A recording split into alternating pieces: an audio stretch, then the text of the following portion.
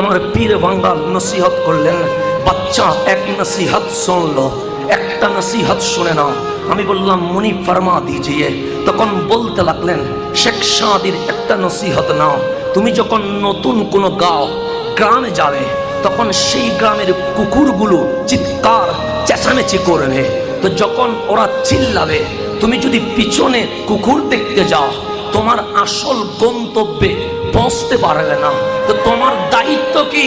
কুকুর যদি চিল্লায়, পিছনে মোড় নিও না, সামনের দিকে আগাও।